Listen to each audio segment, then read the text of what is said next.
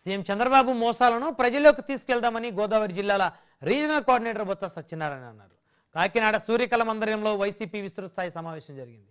ఈ సమావేశంలో కురసాల కన్నబాబు, కాకినాడ పార్లమెంటు పరిశీలకుడు సూర్యనారాయణ రాజు, కాకినాడ జిల్లా అధ్యక్షుడు దాడిశెట్టి రాజా, మాజీ ఎంపీ వంగ గీతా విశ్వనాథ్ పాల్గొన్నారు.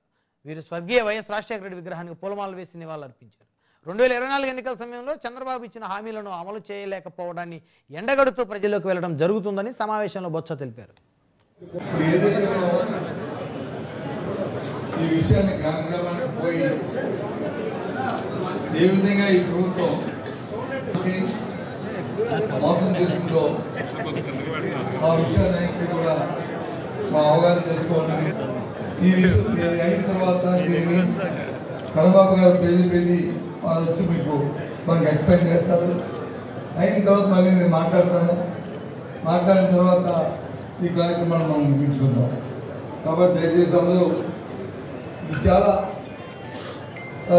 అవసరమైన విషయం కాబట్టి శ్రద్ధగా అందరూ కూడా దాని మీద దృష్టి పెట్టాలని మిమ్మల్ని అందరినీ కోరుతూ,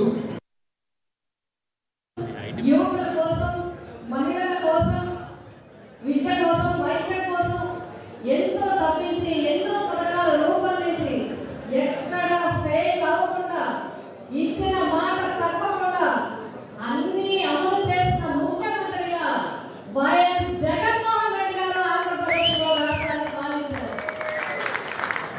మరి సంవత్సరం అయింది. ఈ సంవత్సరంలో ఇప్పటికే మనం అనేక కార్యక్రమాలు చేశాం. అనేక సందర్భాల్లో ప్రజల కోసం మనం నిలబడి ఉన్నాం. ఈరోజు ఒక పెద్ద ప్రజెంటేషన్ ఉంది. మనకి భవిష్యత్తు కార్యాచరణ అన్ని కూడా మన పెద్దలు వివరించడం జరుగుతుంది. మీకు రాబోయే కాలంలో ముందు ఒక వారం రోజుల తర్వాత మనం ఎన్నో కార్యక్రమాలు ఇంచుమించుగా ఈ రోజు నుంచే మన కార్యక్రమాలు